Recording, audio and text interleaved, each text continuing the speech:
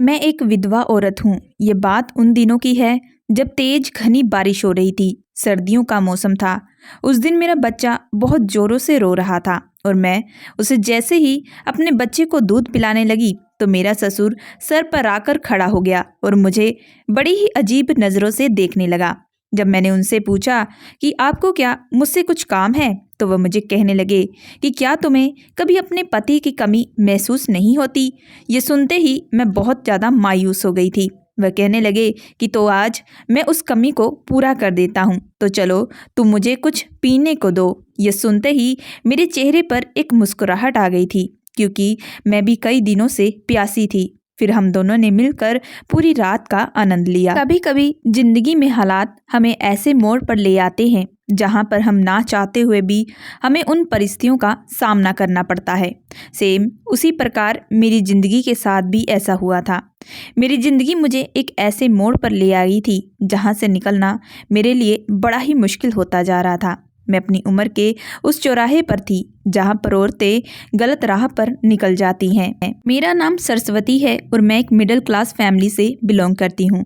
हमारे गांव में लड़कियों को ज़्यादा पढ़ने की अनुमति नहीं दी जाती थी, लेकिन मेरे माँ बाप ने तब भी मुझे पढ़ने के लिए शहर भेज दिया। मेरे माँ बाप मुझसे बहुत ज़्यादा प्यार करते थे, क्योंकि मैं उनकी इकलौती लाडली बेटी थी।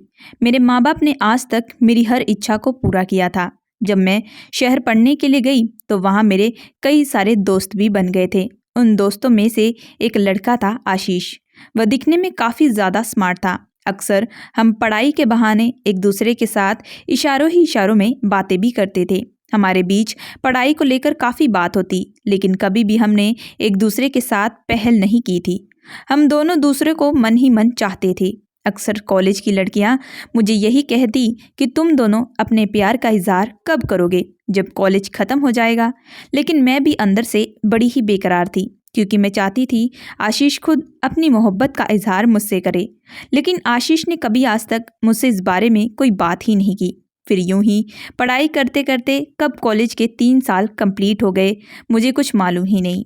जब हमारा कॉलेज ख़त्म होने वाला था तब मैं बड़ी अंदर से बेचैन हो रही थी, क्योंकि इसके बाद हम कभी भी एक दूसरे से मिलने वाले नहीं थे। अगर आज आशीष ने मुझसे बात नहीं की तो हम दोनों हमेशा हमेशा के लिए दूर हो जाएंगे। यही सोचते सोचते मेरा मन बहुत ही ज़्यादा उदास हो रहा था कि तभी अचानक पीछे से आशीष आया और मुझे कहने लगा, सरस्वती। सुनते ही मैं तुरंत चौंक गई। मैं कहने लगी कि हाँ बोलो आशीष। तो आशीष एक फ्लावर लेकर बड़े ही प्यार से कॉलेज में सब लोगों के सामने मुझसे अपने प्यार का इजहार करने लगा। यह देखकर मैं तो खुशी से झूम उठी थी। मैंने सोचा भी नहीं था कि आशीष मुझे इतना प्यारा भरा प्रपोज करेगा। मैंने तुरंत आशीष से फ्लावर लिया। फिर आशीष मुझे कहने लगा कि सरस्वती, मैं तुम्हें 3 साल से पसंद करता था, लेकिन मैं तुम्हें आज तक एक बार भी नहीं कहा, क्योंकि मैं चाहता था कि एक बार हमारी पढ़ाई कंप्लीट हो जाए, उसके बाद मैं तुम्हें सबके सामने कॉलेज में प्रपोज करूँगा। अब तुम बताओ कि तुम्हारा क्या डिसीज़न है। ये सुनते ही मैं तुरंत खुशी से आशीष के गले जा लगी, क्योंकि मैं इस दिन के लिए 3 साल से इंतज़ार कर रही थी। जब मैं उसके सीने से लगी तो मेरा दिल जोरों से धड़कने लगा था। फिर इसी तरह हमारे प्यार का सिलसिला भी शुरू हो गया। फिर मैं कई बार घर पर सहेलियों का बहाना कर करके आशीष के साथ घूमने भी जाया करती थी।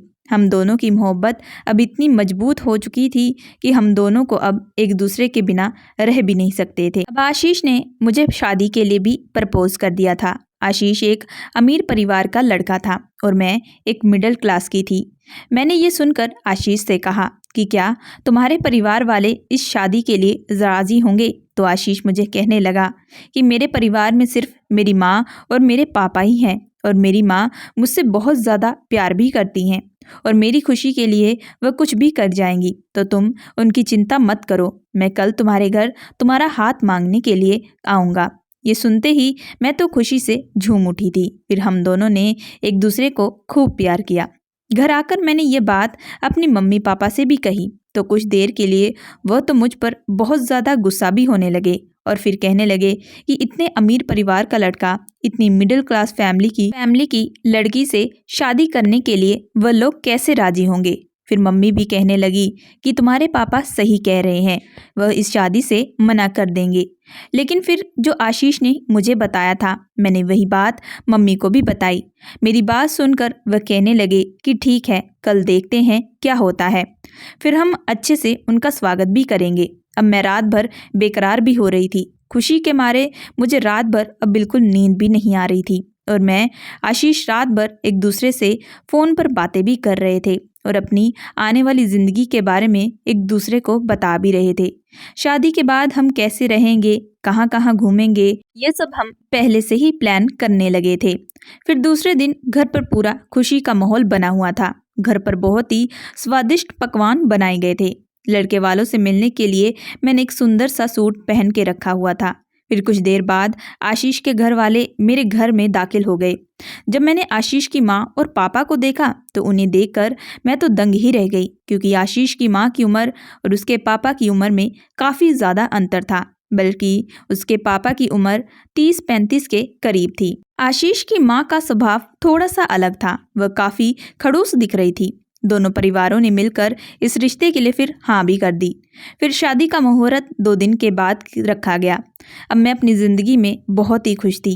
आज तक मैंने ज़िंदगी में जो जो चाहा था वो मुझे आखिर मिल ही गया था। मैं खुशी के मारे ये खबर अपनी सहेलियों को भी सुनाई तो सहेलियाँ मुझे बताने लगी, अब तो तुम तैयार रहना सुहागरात की पीड़ा के लिए।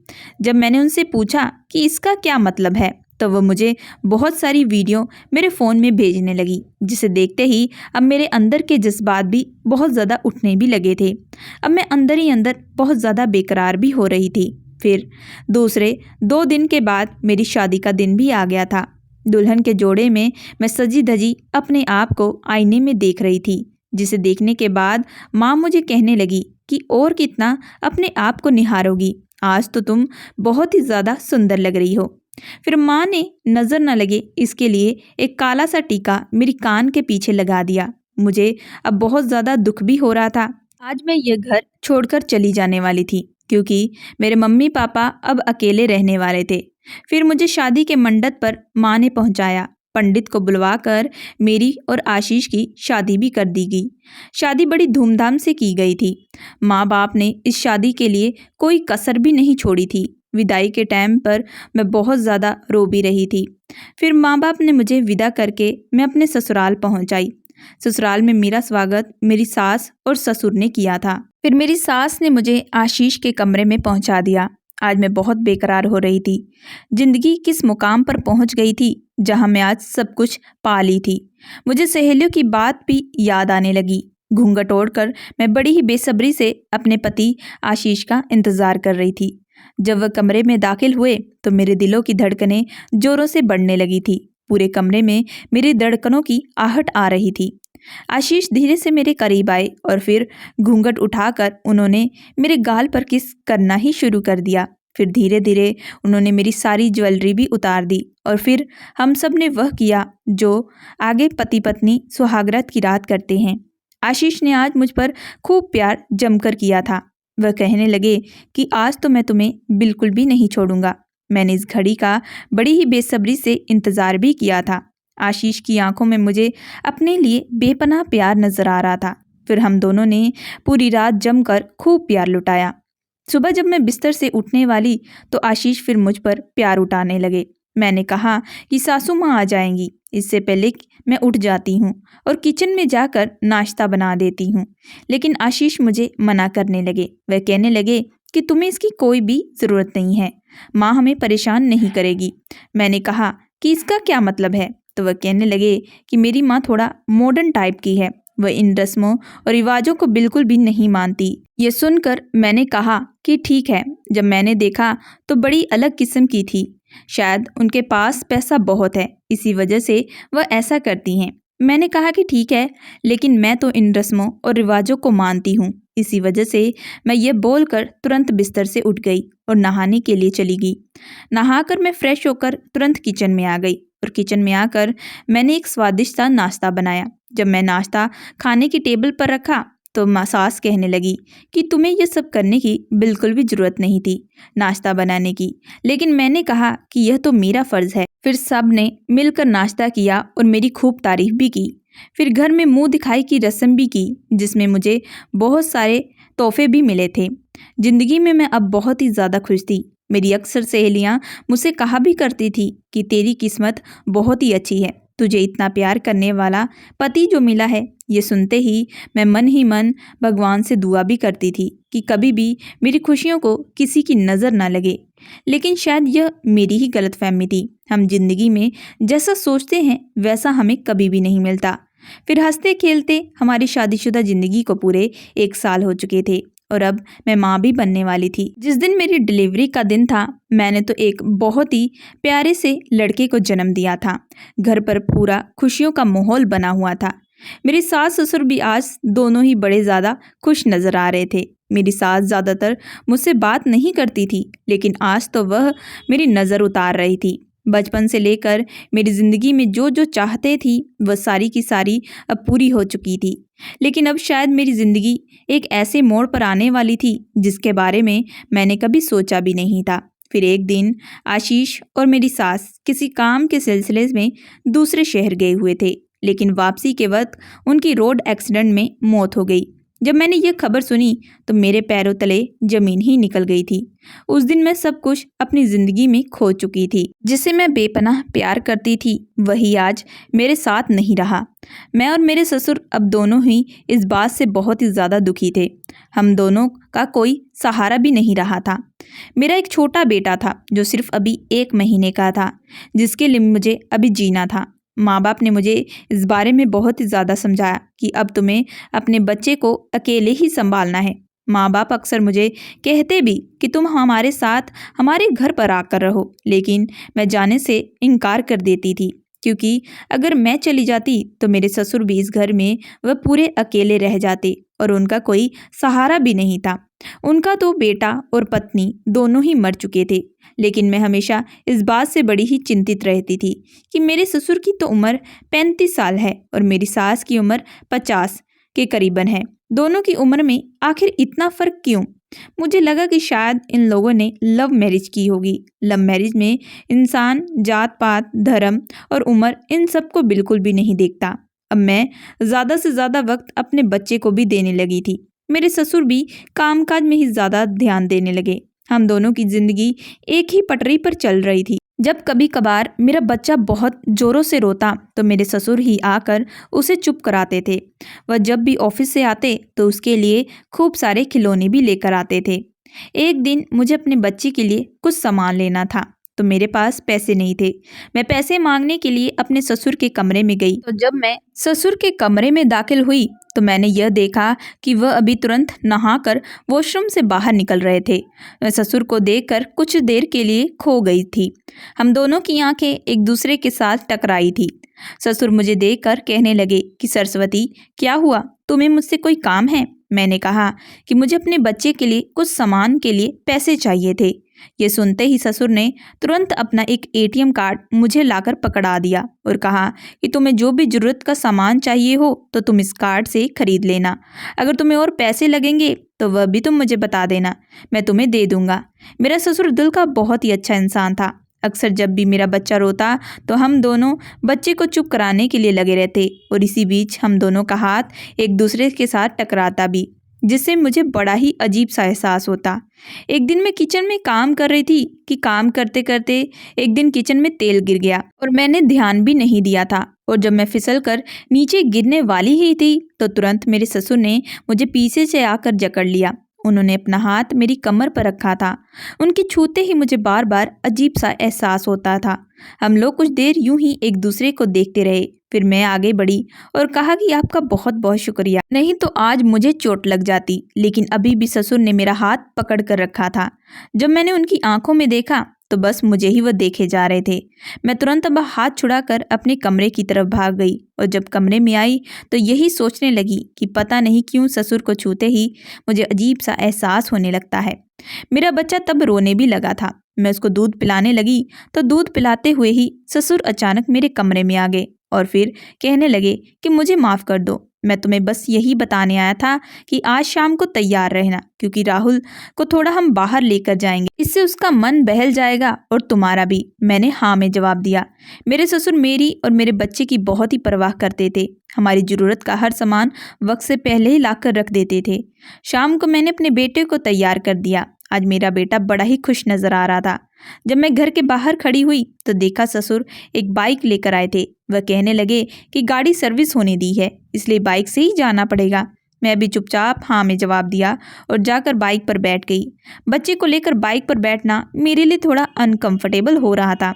अक्सर बाइक चलाते चलाते मैं ससुर को पकड़ने लगती और फिर सॉरी बोलकर पीछे हट जाती। लेकिन ससुर कहने लगे कि सरस्वती, अगर तुम चाहो तो मुझे पकड़ सकती हो, क्योंकि मैं इसलिए कह रहा हूँ, तुमने राहुल को पकड़ा हुआ है। अगर तुम ठीक से बैठोगी तो तुम और उसे अच्छे से पकड़ सकती हो। ससुर को पकड़ते ही मेरे तन बदन में एक आग सी लगने लगी थी। कहीं ना कहीं मेरे जज्बात फिर से उठने भी लगे थे। फिर ससुर मुझे एक पार्क में लेकर गए, जहाँ पर छोटे छोटे बच्चे झूलों के साथ खेल रहे थे। मैं भी बहुत खुश थी। मेरा बच्चा उन झूलों को देखकर काफ़ी खुश हो रहा था। फिर हम दोनों राहुल को झूले में बिठाकर झूला देने ही वाले थे कि तभी अचानक एक छक्का हमारे पास आकर खड़ा हो गया और वह कहने लगा, तुम दोनों की जोड़ी सलामत रखे ऊपर वाले के नाम पर कुछ दे दो। ये सुनते ही मैं बड़ी बड़ी आंखें फाड़कर अपने ससुर को देखने लगी, क्योंकि हम दोनों पति पत्नी ही नहीं थे।